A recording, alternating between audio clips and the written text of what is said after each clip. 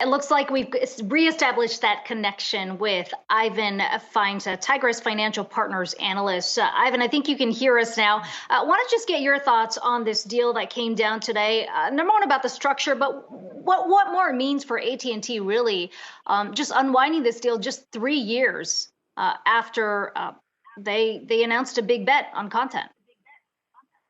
Well, it does a couple things. It helps them further maximize the value of the Warner investment with the partnership with Discovery. It merges to HBO Max is a good streaming service, and then Discovery had their separate streaming service, but was kind of getting lost in from competition, including Disney and Netflix and Peacock. So there's a lot. It consolidates those. Plus, it gives AT&T, it brings down the debt and gives them more money to continue to invest in what is their core growth businesses, the rollout of their 5G wireless network and broadband network, and to continue to grow wireless subscribers. And also gives them the benefit of owning this media content, which was going to be accessed in the most part over their high-speed network. Yeah, Ivan, when you think about the first point you're making there, having more flexibility here to really double down and focus in on the build out of their 5G network, similar moves that we saw our parent company make in Verizon, shedding Verizon Media. But when you talk about the debt kind of position that AT&T found itself in as a result of building up, a lot of its media bets over the last couple of years, talk to me about what it does to maybe shore up their balance sheet here to focus in on that battle in the 5G space. Well, it gives them $43 billion to redeploy. The one interesting thing is, media content is extremely important, and access to it is important. But we have the whole concept of the synergy of the merger have never really worked. Going back to AOL, Time Warner in '99. So they kind of go hand in hand, but there's a lot of content in value in media content, because unless you have content, you'd be staring at a blank screen. So the content is important, and the capital to further invest in developing more content is important. And at the same time, high-speed access to it is important. But I think as separate entities, it seems to be much better, because together they really haven't worked. So maybe this moves that to that next phase where they coexist and benefit each other, but they're not necessarily owned by one company. Ivan, we're seeing some of the streaming competitors, Netflix as well as Disney, down today in this session. I wonder what you think this means from a competitive landscape. It feels like there's been a big shakeup in this space. Whether, in fact, these other competitors make a change based on that is still to be, to be answered. But I wonder what you think this means in terms of who is best positioned, especially in an increasingly competitive landscape. Well, I still believe that Disney is going to be the dominant streaming service. Content is king, and Disney is the undisputed king of content. However, I think that the merger of Warner or our HBO and Discovery kind of makes it more simple, but gives a whole lot more content to the merged offering, which would, I guess, be called HBO Max.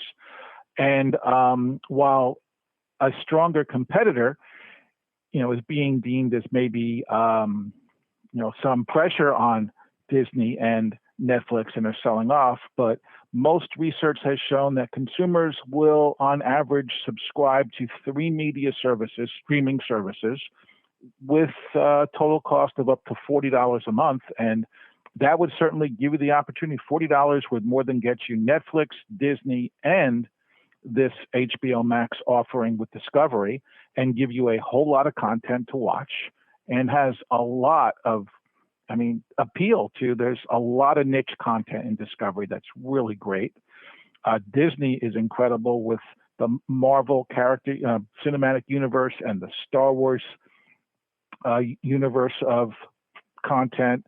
And, Netflix does have a lot of good content as well. So I think it kind of simplifies the landscape and gives consumers clear choices, and it's not unreasonable to subscribe to all 3.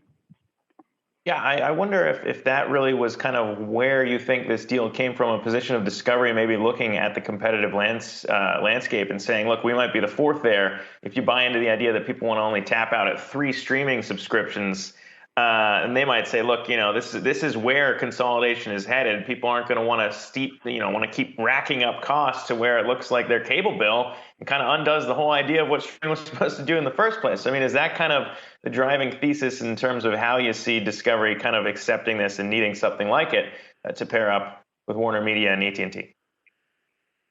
Yes, well, I think one, the genesis is most likely the fact that AT&T has got a lot of good things going on, but the stock has never really reflected their ability, the shareholder value creation ability. So investors want companies to do specific things. Investors want AT&T to be a telecommunication company and probably not a media company. And you can see by the increase in AT&T stock today that the market likes it. And then consumers want access to content on this, on-demand kind of a la carte basis. And this gives that opportunity to combine these great bodies of content of these two companies and give consumers a more targeted and focused product. So I think that's why I think that the deal is the genesis of AT&T wants to focus their business and their capital on being a communication service provider. And now this other company can focus on being a media content company. And finally, Ivan, we heard from Discovery CEO David Zaslav today, who's now going to be overseeing this new entity, say that he thinks that this combined entity can get to 400 million subscribers direct to consumer. You look at Disney Plus, just over 100 million, Netflix, just over 200 million. How realistic do you think that number is at 400 million? Well, Disney's goal in 4 more years is 350 million subscribers.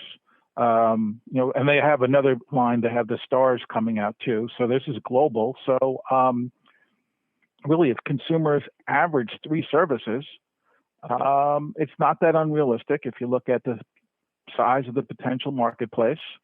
But the key will be content, and the key will be value.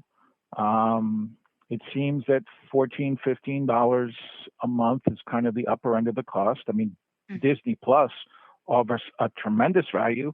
At $8, it started at $7, now it's up to $8, and you get a whole lot with Disney Plus. Or you can do their bundle, which includes Hulu and ESPN Plus. Then also you have Apple, you have Amazon Prime. So we can't, discount Amazon Prime.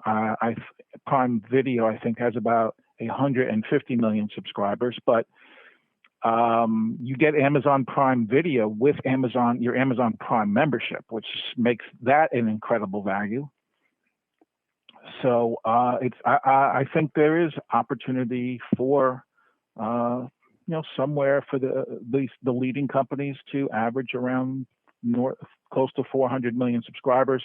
The goal of Discovery's may be a little high right now, but I think Disney could easily surpass their fee, easily get to 400 million subscribers.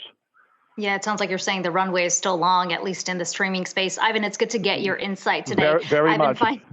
Ivan Feinseth, Tigress Financial Partners analyst. Appreciate your time.